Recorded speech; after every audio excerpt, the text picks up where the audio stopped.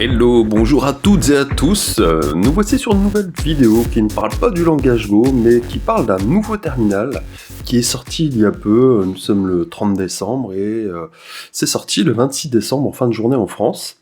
J'ai donc pu tester ce nouveau terminal Ghosty qui était en bêta jusque-là. Actuellement, il est en version 1. Tout le monde peut y accéder. Et c'est assez cool, à part malheureusement sur Windows, ce n'est pas encore disponible. Mais sur Linux, macOS, c'est disponible. Alors pourquoi parler de terminal ? Je code avec Vim, enfin plus particulièrement NeoVim, qui est un IDE, enfin en tout cas on peut le transformer en IDE dans notre terminal. Je trouve ça assez intéressant, un peu plus rapide que les gros IDE qui peuvent exister, même si j'adore beaucoup toute la famille JetBrains. En tout cas, ce n'est pas la question, mais on va parler de terminal. Alors des terminaux, on en a énormément.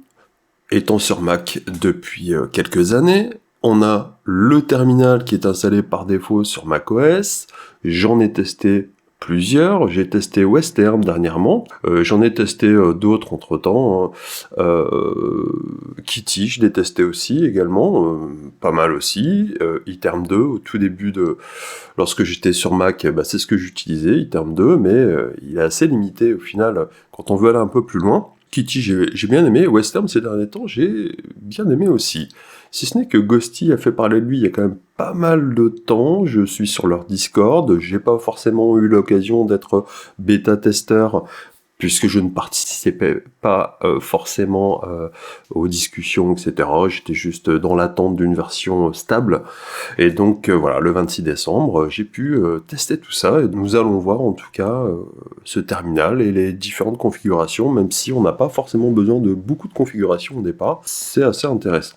Donc le téléchargement, vous avez la possibilité sur macOS ou Linux de le faire. Il y a même déjà des distributions qui l'ont via leur package.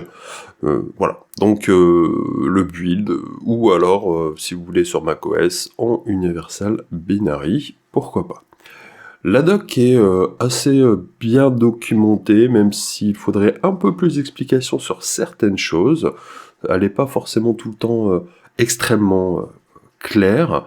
Il faut rechercher un peu partout de temps en temps, mais on va voir ça ensemble. On va pas faire une grosse configuration, c'est juste on va faire un petit tour dessus.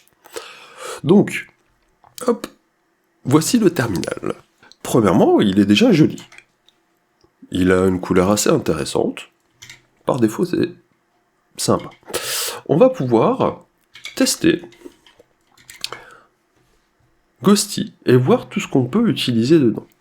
Donc, pour pouvoir vérifier la version, on va pouvoir le faire avec un plus version, voir la liste de fonds disponibles si on veut changer la font family, liste de key bindings, de thèmes, de colors, d'actions, les show config, etc., etc. Donc on a effectivement des petites commandes qui commencent, qui sont assez simples, et qui vont nous permettre de voir un petit peu ce que l'on a. Donc si je fais un Ghosty, par exemple, avec un liste key binding, voilà, j'en ai un par exemple, on a ces informations-là, et donc on peut vite retrouver ce que l'on souhaite faire. Donc si par exemple je veux faire un petit split, on recherche le split. Ici dans le resize, on a le toggle split zoom qui est assez intéressant. Split normalement c'est le D, voilà, donc new split right. Ok, donc si je fais un super donc 2D, hop, j'ai bien ici ma commande à droite. Ok, si on veut faire un split en bas, on a donc alors comme j'ai changé tous mes raccourcis, j'ai pas forcément tous les raccourcis en tête. On a le new split, on a le new window aussi, on peut tester le new window. Voilà, donc là on a une nouvelle fenêtre. Donc si je souhaite quitter ici la fenêtre, mais pas Ghosty complètement, c'est super, donc commande W, et si je veux tout quitter, c'est commande Q. J'en étais donc au new split. Alors, le new split, on a le right, et on a, il est où ? Je ne le vois pas. Ok, donc je peux faire un Ghosty avec un grep. J'avoue que c'est plus simple. New Split, et donc c'est Shift D. J'avoue que je m'en doutais un peu, mais donc D. Hop, on a New Split. Si on souhaite se déplacer entre eux, on va pouvoir utiliser Super, Shift, et ensuite, hop, si effectivement je me trompe, on a les informations qui sont ici, donc Super et Alt, pardon, hop, et donc on peut bouger en haut, à gauche, à droite, etc. Ok. Voilà, donc là je vous laisserai faire un tour, rien d'exceptionnel à voir. Par contre, moi, ces commandes ne m'intéressent pas plus que ça. J'aimerais effectivement modifier cela. Ce que je vais faire, c'est déjà quitter ces informations. D'ailleurs, on a également le New Tab qui peut être intéressant. Donc, on a ici, hop, avec Super T, voilà, on a le New Tab. Donc on peut effectivement, pareil, après on a la possibilité de changer de tabulation, comment dire, de tab, voilà, tout simplement. Et pareil, alors ça je l'utilise pas encore. Previous tab, ah oui, c'est avec les brackets. Ok. Donc voilà, vous avez la possibilité. Alors il y a le zoom qui est assez intéressant. Si je fais un split, hop, de split, je vais marquer vous, pourquoi pas, coucou. Et si je souhaite ici, eh bien, le mettre en grand, on a le Toggle Split Zoom, qui est ici pour cet exemple en key binding par défaut, qui est super, Shift, Entrée. Et vous voyez qu'on a effectivement ici le zoom. Donc ça, c'est assez intéressant, vous voyez, à chaque fois que j'appuie sur commande Shift, Entrée, eh bien, je peux avoir la fenêtre en entier. Ça, c'est cool. Si, admettons, je quitte celui-ci, je reviens dessus, et voilà. Okay. Donc ça, c'est sympa. On a vu qu'on avait aussi, donc, les fontes. On peut faire un tour sur les fontes. Donc on a liste, fonte. Ok. Donc là, vous avez la possibilité d'utiliser, là en l'occurrence moi j'ai les JetBrains, vous n'avez peut-être pas, mais on peut changer les fontes. On a la liste, on a également la liste des thèmes, donc ce qui fait que vous pouvez choisir le thème qui vous intéresse, par exemple un petit cappuccino, frappé, latte, celui que vous voulez, et plein d'autres, donc je vous laisserai encore une fois faire le tour. Donc vous voyez, c'est assez rapide d'accéder à des choses qui sont déjà installées par défaut, pas besoin de plugins, d'ailleurs les plugins ne sont pas encore pris en compte, d'après ce que j'ai pu regarder. Donc par exemple celui-ci, ok, c'est cool, donc cappuccino frappé. Donc ce que j'aimerais c'est, alors Q pour quitter cela, c'est configurer cela.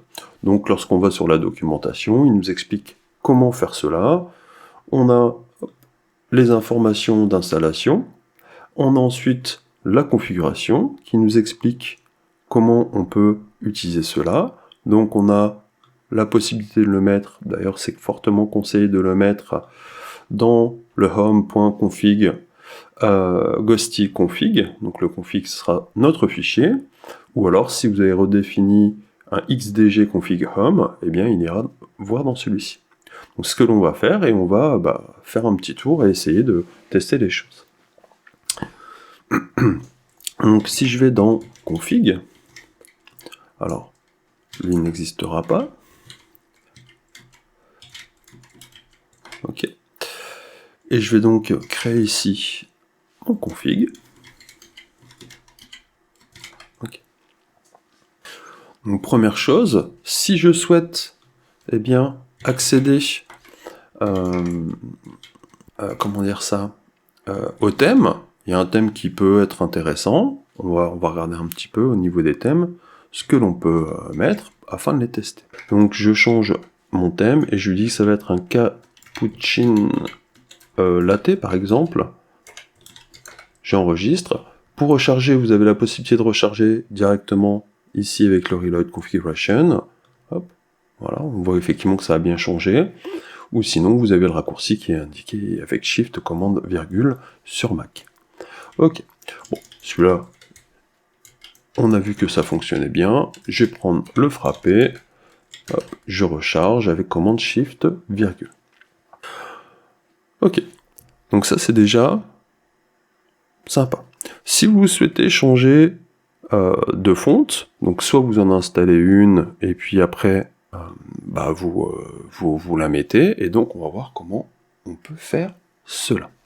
Créer par exemple, hop, un petit truc, un petit terminal sur la droite. D'ailleurs, ce qui serait intéressant, c'est peut-être de ne pas forcément avoir un aussi grand terminal sur la droite.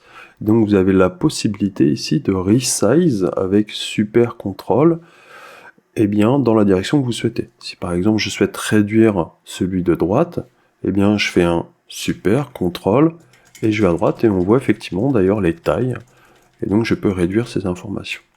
Donc ça pareil pour les autres. Donc ça c'est cool aussi. Alors, moi ce qui m'intéresse c'est Ghosty. Avec pas le key binding, mais avec le key font, ok. Et donc, par exemple, on va vouloir mettre un courrier new, ou Farah code, peut-être. Ok, donc ça, on a la possibilité de le faire. On a ici des exemples avec toutes les options.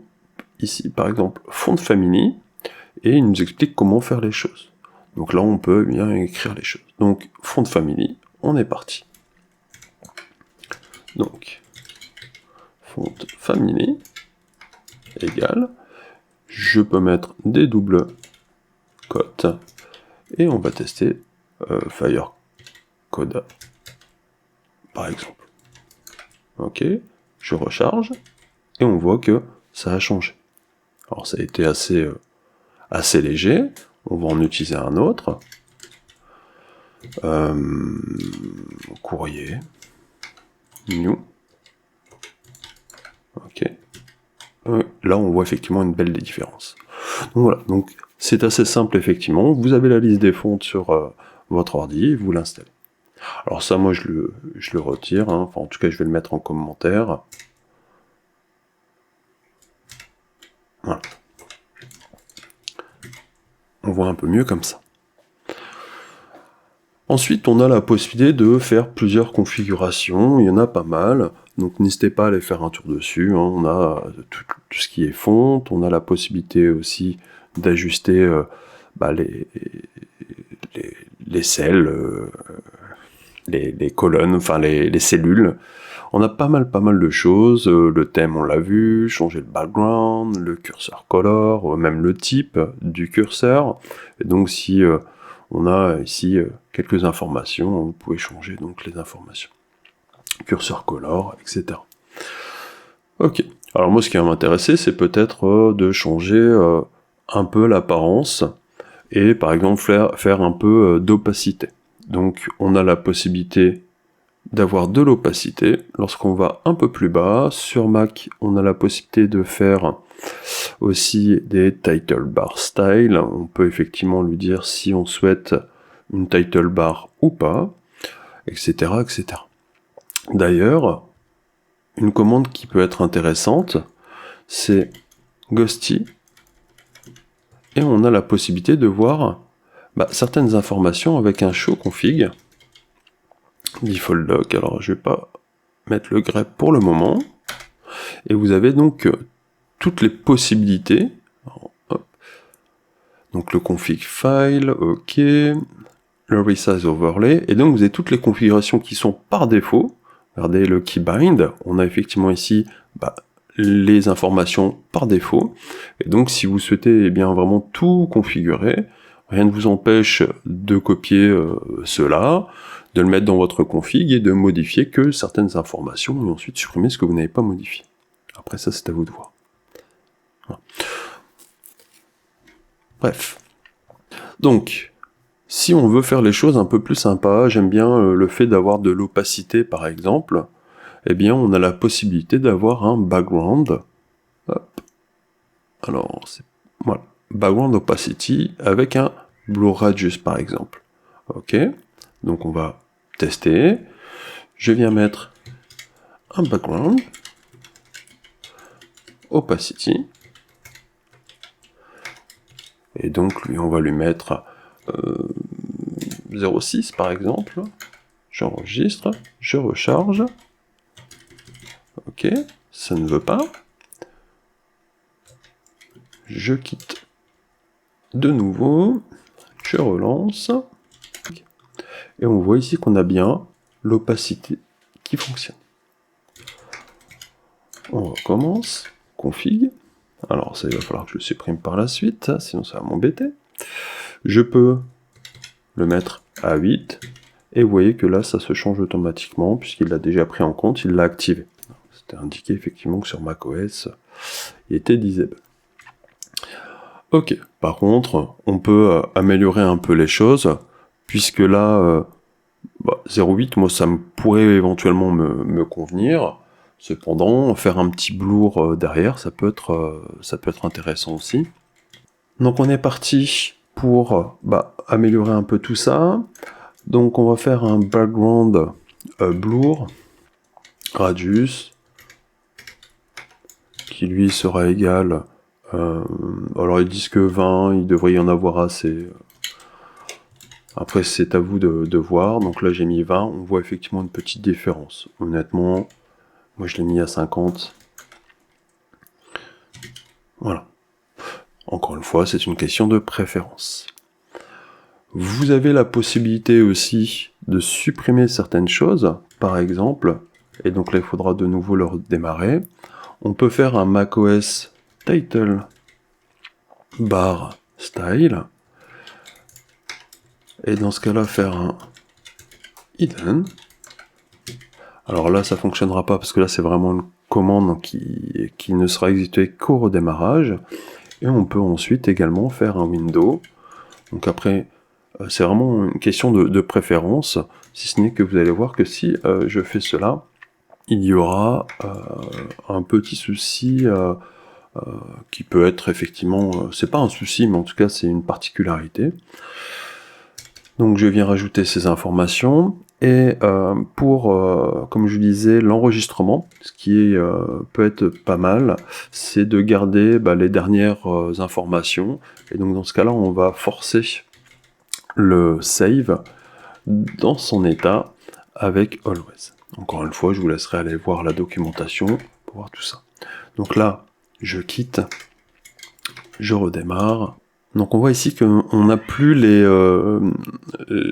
fermetures, enfin en tout cas les icônes. Donc là effectivement c'est à vous de voir si c'est intéressant ou autre pour vous. Hein. Donc là, moi j'aime beaucoup cette configuration là, mais regardez, si je fais un commande T pour créer une nouvelle tab, en réalité il ne me crée pas cette nouvelle tab. Donc ça c'est effectivement un choix qui un choix vraiment totalement personnel. Donc je le retire, moi je l'ai retiré là, aujourd'hui d'ailleurs, avant de faire cette vidéo, je l'ai retiré parce que des fois une nouvelle tab, ça peut être intéressant.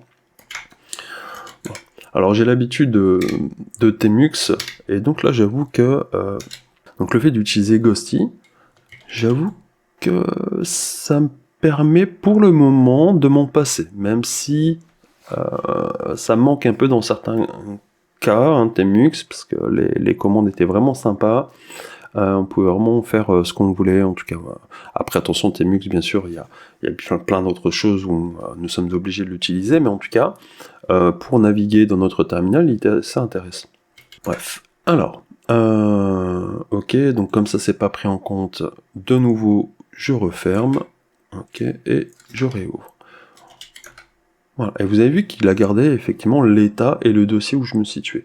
Donc ça c'est assez intéressant de ce point de vue là. Donc là j'ai récupéré ma title bar avec mes icônes pour fermer cela. Ok, ça marche. Alors qu'est-ce qu'on peut voir d'autre d'intéressant ici? Donc c'est les key binding. Avant de parler de key binding, c'est le quick terminal. Donc ça c'est assez cool. Et si on teste un peu avec notre petit Ghosty, on a binding, Et on a la possibilité d'avoir un quick terminal. Alors, faire une recherche. Ok, tac. Et là, il le prend pas en compte. Ok, alors, donc là, on voit pas effectivement la possibilité, parce qu'il n'est pas par défaut, apparemment. Donc, ce qu'on va faire, c'est... Hop, on va faire en sorte de créer ce quick terminal. Donc, pareil, encore une fois, vous avez toutes les infos. Hop, screen. Avec le main, je vous laisserai aller faire un tour dessus. On a la position, vous pouvez choisir la position d'apparition de ce quick terminal. Donc moi par exemple je vais dire c'est à droite. On continue avec le auto hide. Le auto hide qui moi je ne veux pas, c'est-à-dire que dès qu'il perd le focus il se ferme. Encore une fois c'est à vous de voir ce que vous voulez faire. Et ensuite, on a donc, pour le faire apparaître, on va commencer avec les keybind. Donc ici, ce que je vais lui dire, c'est je veux pas que le raccourci ne soit disponible que dans le terminal, je veux qu'il soit dans mon OS complet. Donc on a une technique pour faire cela avec global, les deux points, et là on vient mettre notre terminal, notre raccourci, pardon. Et là encore une fois, c'est à vous de voir quel raccourci vous voulez mettre. Donc moi je mets ici un backtick, donc CTRL backtick. Et dans ce cas-là, je viens faire appel à mon toggle quick terminal. Ok. Alors, logiquement, lorsque vous rechargez, comme moi je l'ai fait, il ne me demande rien de spécial, mais par contre, il va vous demander l'autorisation sur Mac pour accepter cela. Donc il va vous le demander, et ce qui fait que si on va voir dans les paramètres de sécurité, on a donc Remote Local Input Monitoring, c'est pas lui. Oui, je sais plus, accessibilité peut-être. Ghosty, voilà. Donc là, effectivement, il va vous demander dans l'accessibilité les informations, vous l'autorisez, et c'est parti.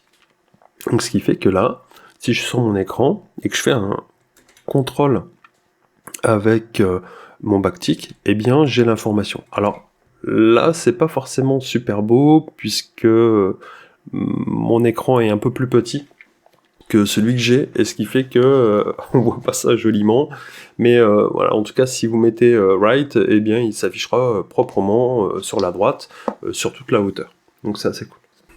Si ça fonctionne pas, n'hésitez pas à redémarrer. Alors on va peut-être le changer, si je le mets, alors on va mettre bottom. Je recharge à chaque fois alors, avec le raccourci. Alors ouais, effectivement là il a pas... Ok, alors je vais de nouveau quitter. Je réouvre. Voilà.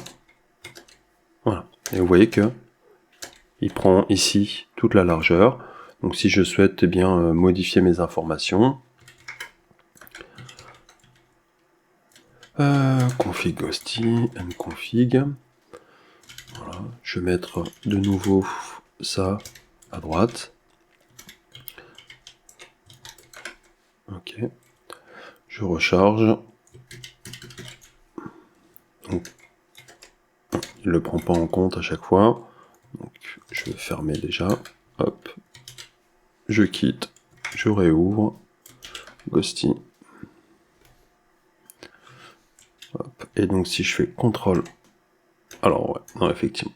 Ça, c'est un problème entre mes écrans. Mais normalement, vous devriez avoir toute la hauteur. Voilà. Voilà ce qui peut être sympa avec Ghosty. Et on va parler du key binding, puisqu'il va y avoir des choses assez intéressantes sur le key binding. Alors,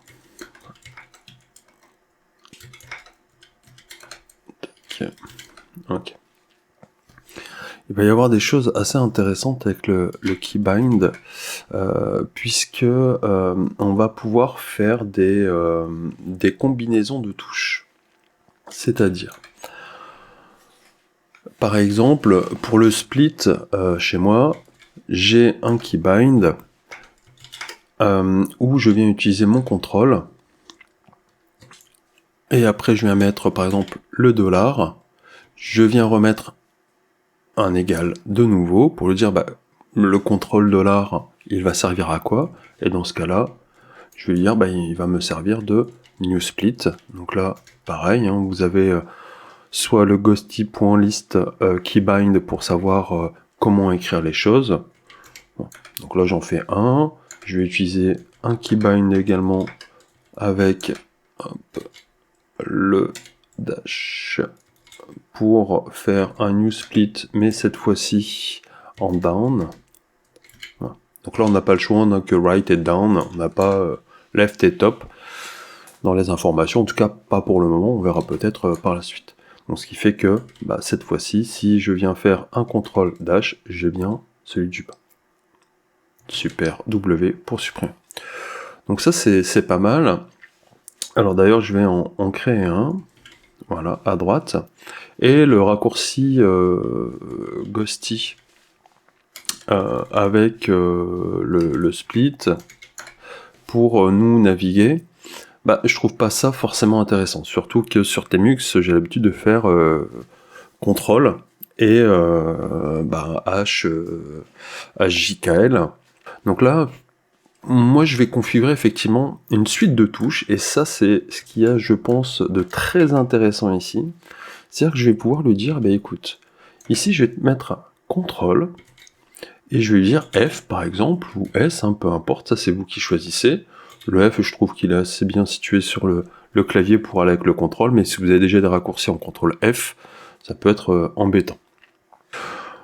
Et ici, on va lui dire, bah, je vais appuyer sur CTRL F, et ensuite, je relâche, et j'appuie sur L, par exemple, pour aller à droite, ou à gauche, avec le H. Et donc, on va utiliser ici le chevron fermant, et lui dire, bah tiens, on va commencer par le H, par exemple, et lui, ça va être quoi? Eh bien, ça va être un goto split, avec le H, donc c'est left. Ok. Voilà. Et donc on va pouvoir continuer ça comme ça. Pour aller plus vite, je vais copier les informations. Ce sera un peu plus sympa pour vous donner l'exemple. Et donc vous avez vraiment toutes ces possibilités-là. Donc je vous laisse découvrir le keybind, mais c'est ce que je voulais vous montrer. Donc si vous voulez effectivement avoir un leader, on appelle ça un leader, à vous de choisir quelle commande vous accédez pour le leader. Et donc ici, moi par exemple, si je vais à la droite, je fais CTRL F L, et vous voyez que voilà. Alors vous voyez pas effectivement mes raccourcis. Voilà, donc pas mal de possibilités. Après pareil pour alors j'ai fait pas mal de changements. Si je regarde si je vous mets par exemple tous mes paramètres, allez, on va faire un tour sur tous mes paramètres. Voilà. Donc j'ai désactivé le CTRL D, donc on peut ignorer certains raccourcis. Je sais plus pourquoi, mais il me gênait en tout cas le CTRL D. Les splits, je vous les ai montrés, le GoToSplit, donc pour naviguer, le Toggle Split Zoom, donc on avait ça également sur Tmux, avec contrôle, en tout cas le leader, et puis ensuite le M. Ensuite le resize, lorsqu'on fait le key binding justement, on voit qu'on a un paramètre lorsqu'on veut agrandir, en tout cas réduire les fenêtres ou pas, et donc on a effectivement ici par exemple 10, moi je trouvais ça un peu léger, donc je suis plutôt parti sur 30, ce qui fait que en faisant un contrôle super pour moi et droite ou gauche, eh bien il me permet de resize par 30, voilà, c'est un peu plus sympa.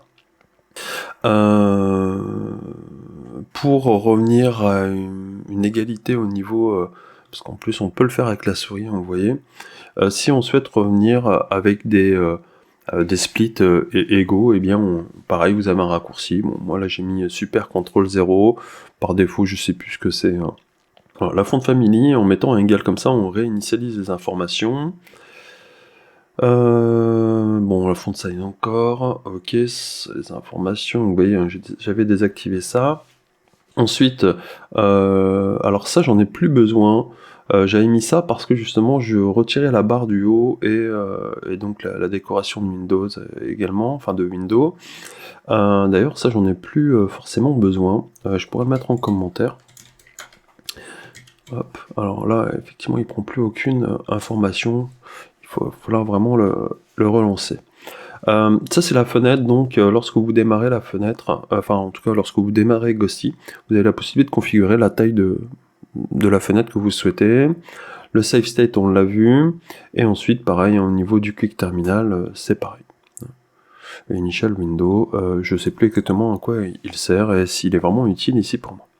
Donc si je viens tester cela, je ferme tout, je réouvre, tac, ok, hop, et j'ai encore des petites marges, bon c'est pas grave. Mais en tout cas ici, si je souhaite bien resize, je peux, en faisant CTRL F, et vous voyez qu'en bas, il voit qu'il attend une séquence. Donc si je lui dis, ici, je veux aller à gauche ou à droite, ok, vous voyez, donc il attend, tant que j'ai pas tapé. Donc ça c'est sympa, hein, le fait d'avoir ce fameux... cette fameuse technique pour avoir un peu un leader. Alors vous verrez peut-être d'autres personnes qui mettent des leaders partout.